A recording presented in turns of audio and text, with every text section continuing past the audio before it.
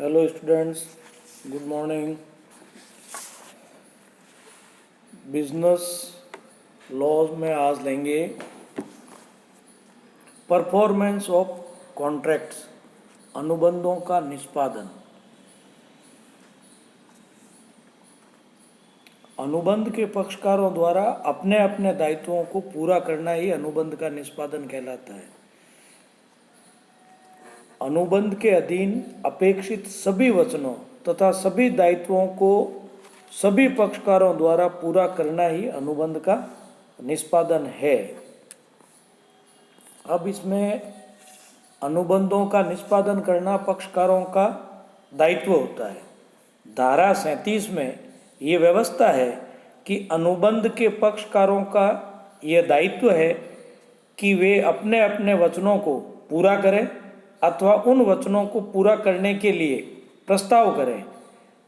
किंतु यदि इस अधिनियम के प्रावधानों के अधीन अथवा दूसरे राजनियम के लागू होने से किसी पक्षकार को अनुबंध के निष्पादन से मुक्त कर दिया गया है तो पक्षकार को अनुबंध का निष्पादन करने की आवश्यकता नहीं रहती है। इस संबंध में ये बात महत्वपूर्ण है कि यदि अनुबंध के निष्पादन से पूर्व ही किसी पक्षकार की मृत्यु हो जाती है तो दूसरा पक्षकार उस पक्षकार के वैधानिक उत्तराधिकारियों को अनुबंध के निष्पादन के लिए बाध्य कर सकता है। यदि अनुबंध के निष्पादन के लिए किसी विशेष चातुर्य अथवा योग्यता की आवश्यकता न हो अथवा जब तक अनुबंध से विपरीत अभिप्राय प्रकट न हो। एग्जाम्पल के तौर पे ए बी को 1000 टन गेहूं 1 अगस्त को बेचने का ठहराव करता है। बी 21 जुलाई को ही मर जाता है। ए बी के उत्तराधिकारियों को अनुबंध के निष्पादन अर्थात गेहूं देने के लिए बाध्य कर सकता है। दूसरा एग्जाम्पल है, चित्रकार आरती शंकर का 500 रुपये में तेल चित्र बनाने का अनुबंध करती है। आरती चित्र बनाने से पहले ही मर जाती है। शंकर आरती के उत्तराधिकारियों को अनुबंध के निष्पादन के लिए बाध्य नहीं कर सकता है क्योंकि अनुबंध व्यक्तिगत चातुर्य से संबंधित है। दूसरा, निष्पादन की विधियां।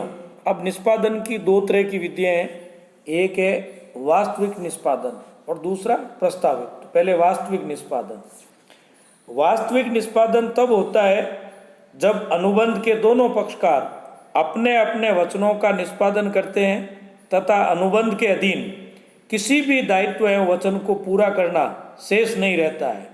वास्तविक निष्पादन के परिणाम स्वरूप अनुबंध निष्पादित अनुबंध हो जाता है क्योंकि पक्षकार अपने अपने दायित्वों एवं वचनों को पूरा कर देते हैं। अतः पक्षकार अनुबंध के अधीन अपने अपने दायित्वों से मुक्त हो जाते हैं। एग्जाम्पल के तौर पे सी बी को 1 लाख रुपए में अपनी कार बेचने का ठहराव करता है। सी कार की सुपुर्दगी देता है और बी भुगतान कर देता है। ये वास्तविक निष्पादन है। दूसरा है प्रस्तावित निष्पादन। अनुबंध के निष्पादन की इस विधि में वचनदाता अपने वचन के निष्पादन हेतु वचन ग्रहीता के समक्ष प्रस्ताव या टेंडर करता है। इस प्रकार जब कोई पक्षकार अपने दायित्व को पूरा करने या दायित्व का निष्पादन का प्रस्ताव दूसरे पक्षकार के समक्ष रखता है तो उसे निष्पादन का प्रस्ताव या टेंडर कहते हैं। जब कोई पक्षकार निष्पादन का प्रस्ताव विधिवत रूप में प्रस्तुत करता है या रखता है तो उस प्रस्ताव का प्रभाव वास्तविक निष्पादन के समान ही होता है। फलस्वरूप यदि निष्पादन का प्रस्ताव ग्रहीता निष्पादन के वैध प्रस्ताव को स्वीकार नहीं करता है तो उसका प्रस्तावक उस अनुबंध के अधीन मुद्रा के भुगतान के दायित्वों को छोड़कर अपने सभी दायित्वों से मुक्त हो जाता है। इसी में है दूसरा, इसमें के जो ये दिया हुआ है कि जब किसी एक पक्षकार द्वारा वैध रूप से किए गए निष्पादन के प्रस्ताव को दूसरा पक्षकार अस्वीकार कर देता है तो निष्पादन के उस अस्वीकृत प्रस्ताव को प्रयतित या प्रस्तावित निष्पादन अटेम्प्टेड परफॉर्मेंस कहते हैं।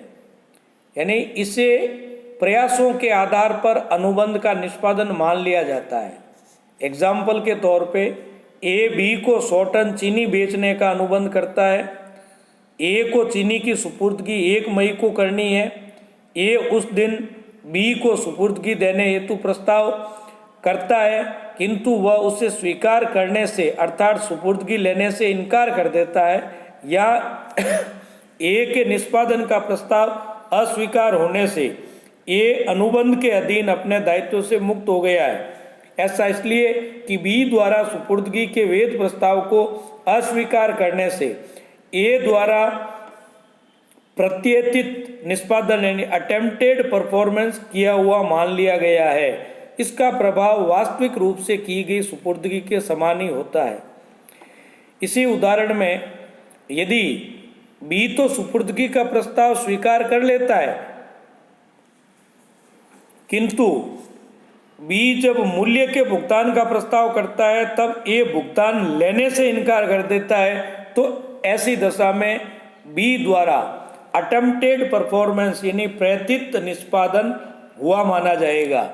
ऐसे में बी उस राशि के भुगतान के दायित्व से मुक्त नहीं होगा, किंतु उस राशि पर ब्याज देने तथा अनुबंध के अधीन अपने अन्य सभी दायित्वों से मुक्त अवश्य हो जाएगा।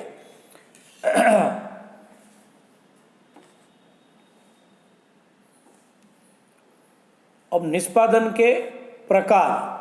अब इसमें माल या सेवा का प्रस्ताव। माल, जब कोई वचनदाता अनुबंध की शर्तों के अनुसार माल की सुपुर्दगी देने या सेवा उपलब्ध करने का प्रस्ताव करता है तो वह माल या सेवा का प्रस्ताव कहलाता है। जब माल या सेवा का वैध प्रस्ताव कर दिया जाता है तो उसको या उसके जो है निम्नलिखित प्रभाव होते हैं, जैसे प्रस्ताव अपने दायित्व से मुक्त हो जाता है, चाहे दूसरा पक्षकार उस प्रस्ताव को स्वीकार करे अथवा नहीं। दूसरा पक्षकार उस प्रस्तावक को अनुबंध के निष्पादन नहीं होने के लिए उत्तरदायी नहीं ठहरा सकता है।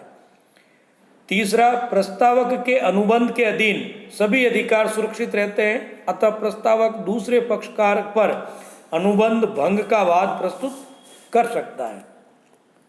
सेकंड है माल या धनराशि का प्रस्ताव। मुद्रा या धनराशि का प्रस्ताव भुगतान का प्रस्ताव है। जब कोई पक्षकार अनुबंध के अनुसार मुद्रा के भुगतान का वैध प्रस्ताव कर देता है और दूसरा पक्षकार उस प्रस्ताव को स्वीकार नहीं करता है तो प्रस्तावक मुद्रा भुगतान के दायित्व से मुक्त नहीं हो जाता है, किंतु ऐसा प्रस्तावक उस मुद्रा पर भविष्य में ब्याज देने के दायित्व से अवश्य मुक्त हो जाता है। नेक्स्ट है निष्पादन प्रस्ताव के आवश्यक तत्व। अनुबंध के निष्पादन के लिए वैध निष्पादन प्रस्ताव में निम्नलिखित तत्वों या लक्षणों का पाया जाना जरूरी होता है। जैसे ये शर्त रहित होना चाहिए, इन्हें अनुबंध के निष्पादन का प्रस्ताव शर्त रहित होना चाहिए। निष्पादन का प्रस्ताव सक्षम तथा इच्छुक व्यक्ति द्वारा किया जाना चाहिए। जो व्यक्ति अनुबंध का निष्पादन करने में सक्षम नहीं है और निष्पादन का प्रस्ताव करता है तो वह प्रस्ताव वैध नहीं हो सकता है। इसी प्रकार यदि वह सक्षम तो है किंतु निष्पादन की इच्छा न हो तो भी निष्पादन के प्रस्ताव को वैध नहीं माना जा सकता है। नेक्स्ट, जैसे संपूर्ण निष्पादन। निष्पादन के प्रस्ताव को तभी वैध माना जाएगा जबकि वह संपूर्ण अनुबंध के निष्पादन का प्रस्ताव हो। यदि कोई पक्षकार अपने अनुबंध को टुकड़ों में पूरा करने का प्रस्ताव करता है तो ऐसा प्रस्ताव वैध नहीं होगा, किंतु यदि अनुबंध की शर्तों के अनुसार ही अनुबंध का निष्पादन किस्तों में हो तो ऐसा ठहराव वैध है। उचित समय। निष्पादन का प्रस्ताव उचित समय पर किया जाना चाहिए। सामान्यतः व्यावसायिक कार्यों के घंटों में किया गया निष्पादन का प्रस्ताव उचित समय में किया गया माना जाता है। उचित स्थान। निष्पादन के प्रस्ताव का स्थान उचित होना चाहिए। सामान्यतः व्यापारिक स्थान पर ही निष्पादन का प्रस्ताव करना उचित माना जाता है। उचित व्यक्ति। अनुबंध में निष्पादन का प्रस्ताव उचित अथवा वास्तविक वचन ग्रहीता को ही किया जाना चाहिए। यदि वचन ग्रहीता एक से अधिक है तो उन संयुक्त वचन ग्रहीताओं में से किसी एक को निष्पादन का प्रस्ताव करना सभी को प्रस्ताव करने के समान माना जाएगा। निष्पादन का प्रस्ताव अनुबंध में वर्णित वस्तु की किस्म तथा मात्रा के लिए हो। अनुबंध के निष्पादन का प्रस्ताव जो है वो उसके अकॉर्डिंग होना चाहिए। पर्याप्त एवं उचित अवसर, यदि निष्पादन के प्रस्ताव के द्वारा किसी वस्तु को सुपुर्द किया जाना है तो ऐसा निष्पादन का प्रस्ताव तभी वैध माना जाएगा जब प्रस्ताव के स्वीकर्ता को सुपुर्द की जाने वाली वस्तु के निरीक्षण का पर्याप्त एवं उचित अवसर दिया जाएगा। नेक्स्ट है मुद्रा भुगतान का प्रस्ताव। यदि निष्पादन के प्रस्ताव द्वारा मुद्रा का भुगतान करना है तो प्रस्ताव ऋणी अथवा उसके एजेंट द्वारा ऋणदाता अथवा उसके एजेंट को किया जाना चाहिए। ऐसा प्रस्ताव भी उचित समय, स्थान तथा उचित तरीके से होना चाहिए। ऐसा भुगतान प्रचलित मुद्रा में होना चाहिए, किंतु यदि वह एक बार चेक लेना स्वीकार कर लेता है तो फिर मना नहीं कर सकता है। नेक्स्ट है अनुबंध के निष्पादन के प्रस्ताव को अस्वीकार करने का प्रभाव। यदि किसी पक्षकार ने अनुबंध के निष्पादन का प्रस्ताव किया है किंतु दूसरे पक्षकार ने उस प्रस्ताव को स्वीकार नहीं किया है तो ऐसा प्रस्तावक उस अनुबंध के पूरा न होने के लिए उत्तरदायी नहीं ठहराया जा सकता है, परंतु वह दूसरे पक्षकार को उस अनुबंध को पूरा करने के लिए बाध्य कर सकता है। संपूर्ण अनुबंध पूरा करने से मना करने का प्रभाव। जब किसी अनुबंध के एक पक्ष वचन को पूर्णतः निष्पादित करने से मना कर दिया हो अथवा अपने आप को उसे पूरा करने के लिए अयोग्य कर लिया हो और दूसरे पक्षकार ने अपने शब्दों या आचरण द्वारा अनुबंध को जारी रखने के लिए किसी प्रकार की सहमति व्यक्त नहीं की हो तो वह अनुबंध को समाप्त कर सकता है।